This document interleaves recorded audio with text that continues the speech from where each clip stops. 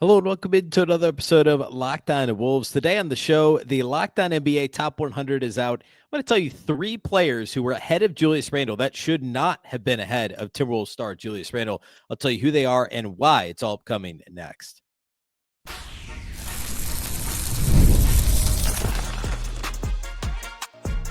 You are Locked On Timberwolves, your daily Minnesota Timberwolves podcast. Part of the Locked On Podcast Network, your team every day. Hello and welcome to the Locked On Wolves podcast, part of the Locked On Podcast Network, your team every day. My name is Ben Beecken. I'm the host of Locked On Wolves. Today's episode is brought to you by FanDuel. Football season started this week. Big Vikings win Monday night. And right now, new customers can bet just $5. And if your bet wins, you'll get $300 in bonus bets. Download the app at FanDuel.com to get started. Happy Tuesday, everybody. Hopefully you've had a fantastic start to your week. Today on the show, we're going to dig into the Locked On NBA Top 100 again. We did a bit on it yesterday, Monday's show. The full list is out there now if you haven't seen it. Today, if you're watching on YouTube, I'm going to have a couple of graphics I'll be able to put up so you can visualize where some of these guys are on the list. But what I want to focus on is Julius Randle. Julius Randle was just outside the top 40 on the Locked On NBA Top 100, and I'm going to explain why.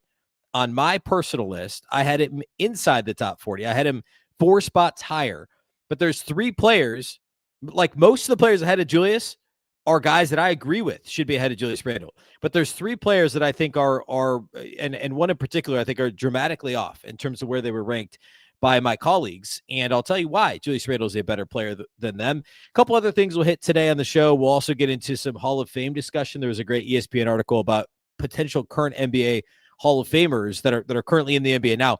And there's quite a few Wolves ties there, maybe more than you'd expect when you first kind of consider that topic. It's a bit of a surprise. So we'll do all that here in just a moment. Big thank you for making Locked On Wolves your first listen. Of course, you can find us anywhere. That includes YouTube as well as all of your favorite audio platforms. All right, let's go ahead and get into the Julius Randle discussion.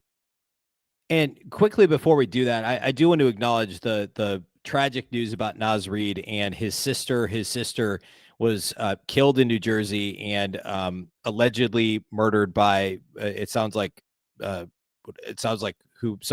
boyfriend, I guess. So obviously a terrible situation. There's nothing else we could say on the show that I could say on the show other than obviously, everyone's thinking about Nas and it's a terrible situation all the way around, obviously for everybody. So just horrible that happened. And so I want to acknowledge that news did come out. I'm sure at this point, many people have seen it. And of course, thinking about Nas.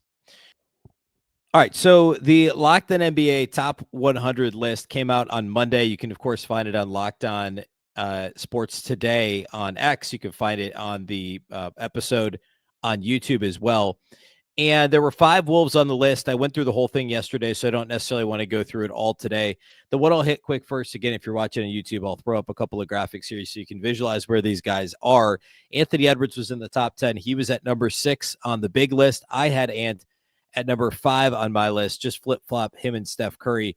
And then toward the end of the list, of course, we had Nas Reid, Jaden McDaniels were on the top 100. And the one that I think, there's 2 in the middle that I think are most contentious regarding where they were ranked and that I would disagree with the most vehemently, if you will, would be Julius Randle and Rudy Gobert. And I want to focus on Julius Randle today because my top 40 actually looked pretty similar to the consensus Locked On top 40 players. The one that I had in a very different spot was Julius Randle. And I say very different. It actually wasn't dramatically different. I had Julius ranked at 39 on my list. And the consensus among Locked On hosts was to have him at 43. So a 4-slot difference. There's 3 players that I had behind Julius Randle that were ranked ahead of him by my colleagues. And I want to go through those 3 and explain why I disagree. And this isn't like it's going to come off as, hey, I'm talking about why these players aren't good. That's not what this is. I'm going to do my best to tie this discussion, each of these guys, directly to Julius Randle and debate the players against each other, not simply be like, oh, well, so-and-so's not good because. That's not what this is. These guys are all, like, even on my list, the 3 guys I'm going to talk about today, I had all of those guys in the top 45. So none of them were dramatic. However, there's a couple that where I had them compared. So like we're going to talk about Trae Young. I'm not going to start there. Actually, let's start there. Let's start with Trae Young because that's the most contentious one from a non-Timberwolves fan perspective, right? If you're a general NBA fan, you're listening to this. I think many people would be like, all right, Trae Young's a top 25, 30 player. I had Trae Young on my list at 40. And the consensus locked on list had him at 26, which obviously is ahead of Julius Randle at 39. So I had him one spot behind Julius Randle, 14 spots lower than the Locked On NBA Top 100 consensus. And here's why. As I explained on yesterday's show, the criteria when you look at a top 100 list has to be what you're expecting from them this year, but you have to be able to take into context what's happened recently and weight the most recent stuff the last couple of years more so than the stuff that happened 5 years ago. Trae Young's been on one All-NBA team. He was All-NBA third team in 2021-22. So we're about to be 4 years removed from that. Yes, he made the last couple of All-Star teams. And, you know, he averaged a career high in assists last year. There's certainly things that have been positives. My thing with Trae Young is he's always been a bit of an empty calorie scorer. Now, there's things he does great. Again, I'm going to try and hit this really fairly. He's an outstanding operator in the pick and roll. He's obviously improved his passing quite a bit. He's always had incredible range on his shot, but the actual shooting percentage isn't all that great. It's below league average. Like he's 35% for his career, and last season was just 34% from three. Averaging 24 and 12 is great. It's awesome. But when you combine a below league average three-point shot at volume, like nearly half of Trae Young's shot attempts are threes, and he's below league average from there. And he's a clear minus defender, and he's only getting worse. Like he's still in his athletic prime, but I think by almost any metric, it was the worst defensive season we've seen out of Trae Young. The steal rate ticked down as well. He's not like he rebounds the ball. He has actually an astonishingly low rebound rate, like 4.7% last season, which was tied for the second worst of his career, and his career rate of 5.5% is minuscule. Trae Young's it all kind of comes out in the wash. He's still a plus offensive player. He's, again, really good in the pick and roll and a great passer. And I think he doesn't get enough credit for how good of a passer he is. But he's so bad defensively. And if he was a few percentage points better, if he was an above average 3-point shooter, this is probably a different conversation. But as it is, I think it's really hard to argue that Trae Young, a guy who, you know, he hasn't led his team to the playoffs now in nearly 3 years. It was the 22-23 season. So, yeah, the last two seasons, the Hawks have not been in the playoffs. Now, obviously, there were some injury things a couple years ago. But, I mean, they haven't been to the playoffs since 22-23. And he's, supposed to be the best player in the team. They haven't been out of the first round since the 2020-21 season. So the second COVID-shortened season, not the bubble year. But remember, they beat the Knicks in 5 games in the first round. They beat the Sixers in a classic 7-gamer in the second round, and then took the Bucks to 6 games in the conference finals. That's the only time that Trae Young's been out of the first round. And obviously a lot of other factors. I realize this is a Timberwolves podcast. Kevin Garnett only got out of the first round once with the Wolves, and he was unquestionably one of the best players in the league for a long period of time, a Hall of Famer, top probably 25 player of all time, I would argue, certainly top 30 of all time. Like, I get it. That's different. The measurable impact of what Kevin Garnett did on the floor and how consistently good the Wolves were in making the playoffs every year, virtually, when Garnett was in Minnesota up until the very end. Those things, like, again, I don't want to turn this into a Trae Young versus Kevin Garnett thing, but like those are pretty obvious indicators that, hey, look, Kevin Garnett was working with a lot less around him, and those teams are still better than the vast majority of these Atlanta Trae Young teams. Compared to Julius Randle, yeah, he only put up 19 and 7. Trae Young put up, 25 and 12 or something last year. I'm going to get the right 24 and 12 with 12 assists. And yeah, Julius had his points per game ticked down, the rebounding ticked down a little, playing next to Rudy Gobert, playing next to Anthony Edwards. But the 3-point shooting, that was within a percentage point, less than a percentage point lower than Trae Young's. So no, he's not as good of a shooter as Trae Young, but he also doesn't take as many threes, and he's impactful in the paint. And as a creator, as a secondary creator and a secondary scorer for the Wolves, he was more valuable overall to Minnesota. And he wasn't a clear minus defensively. Yeah, Julius Randle has his moments. He's not a perfect defender by any means. He might not even be a plus defender. In fact, I would argue he's kind of an averagey defender for what they're asking him to do, but he's more versatile than Trae Young. I actually think he competes better defensively than Trae Young the vast majority of the time. And I would say that Trae Young is so actively bad defensively, combined with some of the, like, hey, he shoots a lot of threes, but he doesn't actually make a lot of threes. Julius Randle is actually a more valuable player, and he's been on better teams overall. I know he didn't play much in the playoffs really ever at all for the Knicks. A couple of times he did, and they only got out of the first round once when he was on the floor a couple of seasons ago. But now overall, like, we're talking about, like, and this isn't the measure of who's a better player, but Julius Randle's played in 30 playoff games. Trae Young's played in 27. Like, there's not a big difference there. But Julius Randle, the impact he had on winning just last season, we have to put more weight on what we saw last year. It's really hard for me to argue that Julius is the second best player on a conference finals team is not better than what we've seen recently out of Trae Young. And Trae Young, remember, is 26 on this overall top 100 list. Not my list, on the big top 100 list, and Julius Randle's 39. So, or I'm sorry, Julius Randle's 43 on the big list. So that's saying that Trae Young is 17 spots better than Julius Randle. And if you want to argue he's better, we could do that, right? I put him one spot behind Julius Randle. I'm not saying, like, hands down, regardless of it, like, close the book on this. Trae Young's worse than Julius Randle. Don't hear that. Here, he's not 18 spots better than Julius Randle. And I would argue Julius Randle's a more valuable player, a better player right now than Trae Young. We can have the conversation, but it's certainly not that drastic of a difference. No question about it. There's two more guys that were slightly ahead of Randle on the list that I have slightly behind on my list. We'll do that here next.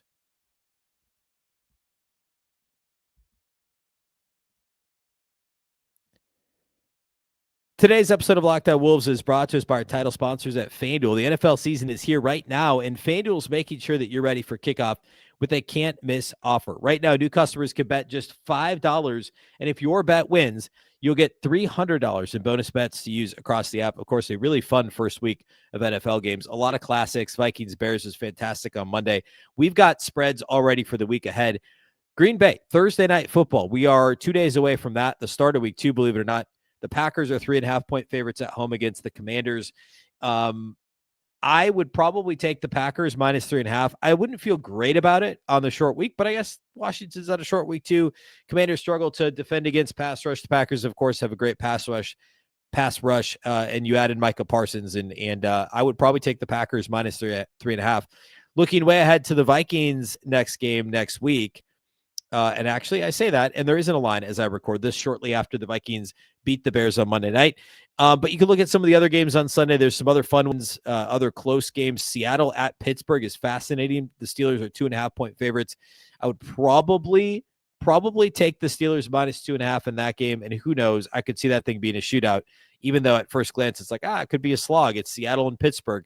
But look at what Pittsburgh's offense did this last week, and look at what Seattle might be able to do. Plenty of fun things to check out at FanDuel as you get ready for football next weekend. It makes every game more exciting. Maybe you're betting ahead of time, you're riding things out throughout the game, or you're live betting, kind of hedge and help yourself out.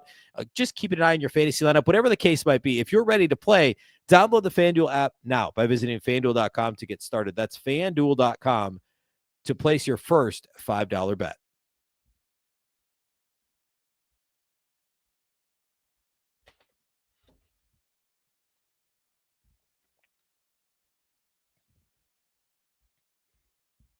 All right, so throwing back up on YouTube on your screen where Julius Randle is ranked on this list. He's at 43. And then I'm going to flip two graphics ahead here, and you're going to see where Trae Young is at 26. So that's what we just covered. Julius Randle's at 43 on this list. And a couple of guys, actually the two right in front of him on this list, if you're looking at your screen on YouTube, Scotty Barnes and Jalen Johnson. Look, it's close on my personal list. Again, you're looking at the consensus top 100 list. My personal list, I had Scotty Barnes at 42, and I had Jalen Johnson at 49. On the Locked On list, as you can see, Scotty Barnes was 41, Jalen Johnson was 42. We'll start with Scotty. I like Scotty Barnes a lot. And he was an all-star just 2 years ago. He won Rookie of the Year just 4 seasons ago. He's a nice player. However, I think it's a really hard thing to argue that Scottie Barnes, based on what we've seen over the last year, call it 2 years, even the body of work, is better than Julius Randle. I'm not sure he's ever had an individual season better than that of Julius Randle. Yes, Barnes is a better defensive player. But I think the idea of Scottie Barnes defensively is better than the actual execution of Scottie Barnes defensively. And whereas Julius Randle is kind of the opposite. At first glance, you don't think Julius Randle's a good defender, but he's actually not bad in the proper team context, given the proper assignment. Again, not arguing Julius Randle's a better defender. I'm just arguing it's closer than you might think. And I think Julius Randle's a more impactful offensive player. And I don't think that's particularly close. Yes, Scottie Barnes scored 19 a game last year, nearly 20 a game 2 years ago. So he put up 19 and 6 last year after a 20 and 6 year the year before. But overall, he's a 30% career three-point shooter, 27% last season, and he still shot over 4 a game. The assist rate is good, especially for essentially a forward, a wing. And, some of the other stuff is good. The rebounding numbers are decent. But the efficiency is just not there. He doesn't get to the line all that much. Again, doesn't shoot the three all that well. And you look at the team's success or lack thereof in a team that, Toronto's offense was not exactly gangbusters last year, whereas Julius Randle not only was impactful with the ball in his hands as a creator for others and as a scorer, he adapted to a new role and was effective in his new role with a new team after being traded on the eve of training camp. But a much higher free throw rate, a much, how many percentage points better is the 3-point percentage? I mean, Julius was 34% last year, so he's 7% better from outside the arc. Assist rate is only slightly lower. Gets the free throw line significantly more often, and is an adequate team defender. Where Scottie Barnes is probably a slightly above average overall defender. I think he gets a little bit overrated there. And then again, you layer in the team success, and Scottie Barnes just has not had that. So I think it's tough to put him ahead of Julius Randle. Jalen Johnson is the other one. This one I think I struggle with even more, just because we're talking about a guy who didn't play as a rookie hardly at all and was a fringe rotation player in year 2, was great in year 3, right? Like that, really nice player, but it averaged 16 a game, 16 and 9 in 56 games, good 3-point shooter. And then last year only played a little less than half the season, not his fault, serious injury. I think it was labrum surgery, and put up 19, 10 and 5, which is great. The 3-point shooting, though, was only 31%. He's 32% for his career. And I think he's an intriguing defender. I think he's a plus defender already. But again, to the offensive efficiency, there's actually a lot of similarities between Barnes and Johnson when it comes to this. Jalen Johnson showed some growth last year on the offensive glass as a passer. It was used more often by Atlanta on offense. And it was terrible to see the injury happen the way that it did and not get to see the full season and see how things changed for Jalen Johnson. But that's part of the reason why I struggle to put him ahead of Julius. He's still never played in more than 70 games in a season. He's never played 1,900 minutes in a season.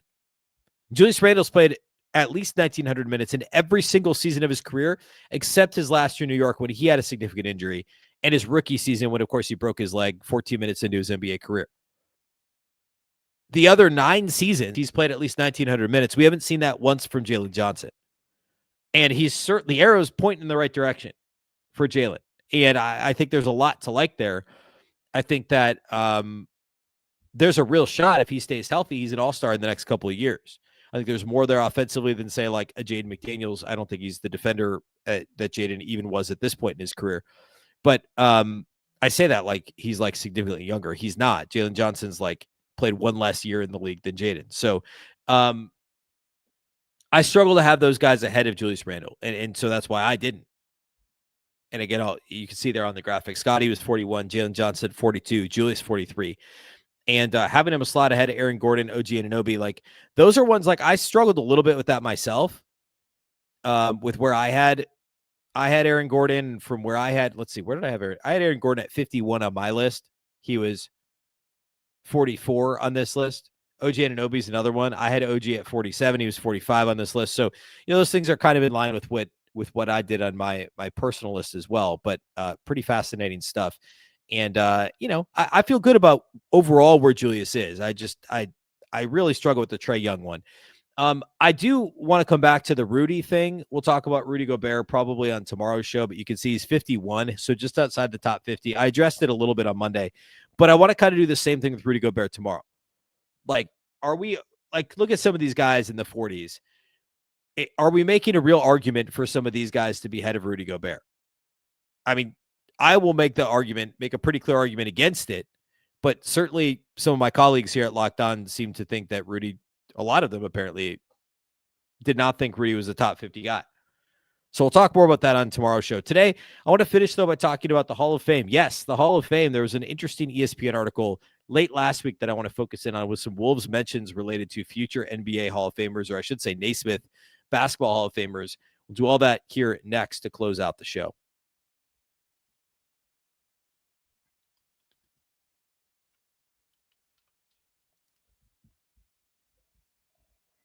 All right, so ESPN's Future Hall of Fame tiers. This is an article written by Zach Cram. I have liked and not liked some of the stuff that Zach Cram has written over the last few months, and I've done both on the show. I've talked about some of his stuff that I agree with and some that I don't agree with. So this is one person's opinion. This isn't like a panel thing, is my understanding, based on this write-up on ESPN.com. This posted, I believe, on Friday of last week. Yeah, looks like Friday of last week. And the setup here is which stars in the NBA that are currently in the NBA are set up to be in the Hall of Fame. And what Zach says is for 50 seasons, 50 years, from 1955 to 2005, there's an average of 34 players inducted to the Hall of Fame. So he is taking 50 to give some cushion, who are the 50 current NBA players that are most likely to be Hall of Famers. Okay. There are 2 Timberwolves players that are on this list as likely future Hall of Famers, and one recent former Timberwolves player on this list. I bet you can guess who they are, but I thought it was interesting what categories they're in. So number one is the locks for the Hall of Fame who were on the NBA 75th year anniversary team. I'm old enough to remember when they did the 50th anniversary team, and Kevin Garnett was on it, and it was a whole thing. It was awesome. It was at the All-Star break back, I don't know, what was that? Almost 30 years ago now. Crazy. But the 75th anniversary team, guys that are currently in the league that were on that list already: Giannis, Steph, Anthony Davis, Kevin Durant, James Harden, LeBron, Kawhi Leonard, Dame Lillard, Chris Paul, and Russell Westbrook. So those guys are all locks, and that gives us 10 of those players. Now, the next list is non-top 75 locks. And Zach writes here, had the 75th anniversary voting committee convened just a year later, Jokic probably would have made the historical roster. Now a 3-time MVP, a 2-time award runner-up, and a finals MVP. He's as much a Hall of Fame lock as anyone. That's 100% true. Might as well put him in that first group. He then has Kyrie Irving, which I think he probably is a lock too. I was a little surprised he was in this group, but I get it. He has won a finals. He's a 9-time All-Star. And remember, Basketball Hall of Fame isn't, the criteria here is basically the impact they've made on the game, right? That, like, in addition to all the other stuff, but there's a lot that goes into it, or there's a lot of ways that one could make the case that they should be a Hall of Famer. Draymond Green's on here. I get that. Klay Thompson's on here. I get that. Paul George, sure. Jimmy Butler. Joel Embiid is a tricky one, but I guess he won an MVP, so like he's probably almost for sure in. As noted by Zach in this article, Derrick Rose is the only retired former MVP who's not in the Hall of Fame, and that was his only All-NBA season. Of course, the injuries are the reason. But Joel Embiid and also Shai Gilgeous-Alexander already have both not only won MVPs, but have also been on multiple All-NBA teams. So those guys are going to be in.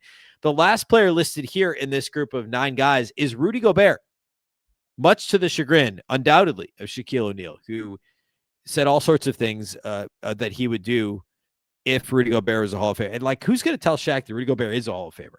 I get that it's a bit at this point, but, like, come on, Shaq. He's going to be in the Hall of Fame. And as Zach Cram says in this article, he says, finally, Gobert has 4 Defensive Player of the Year awards, tied for the most ever.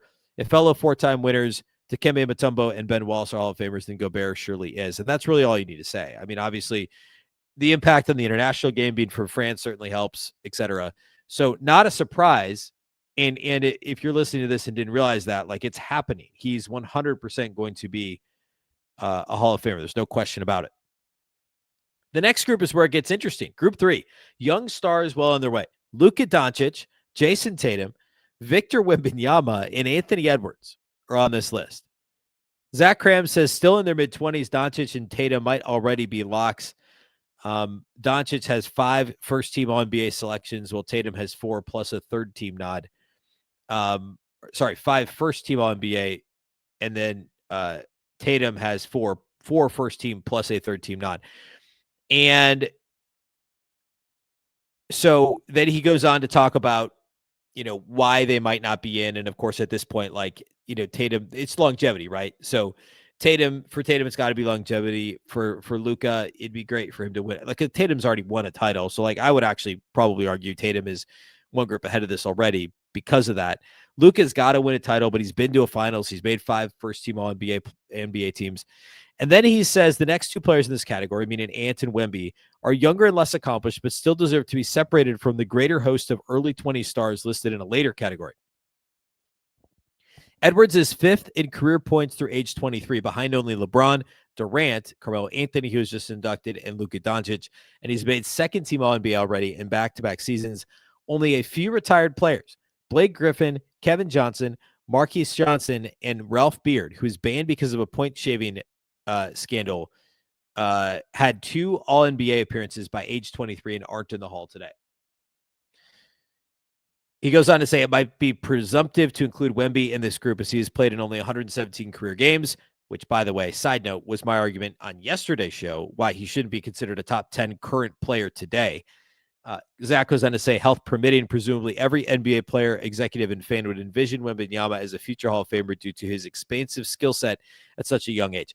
I think it's kind of a silly way to say it, but I don't think it's wrong. I think it's fair to put him in this category. I also wouldn't have him in the top 10 of my current top 100 list. Like, going back to that, I talked about this yesterday.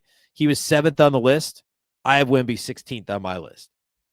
At the end of this year, if things go according to plan and he stays healthy, yeah, he could be in the top 10.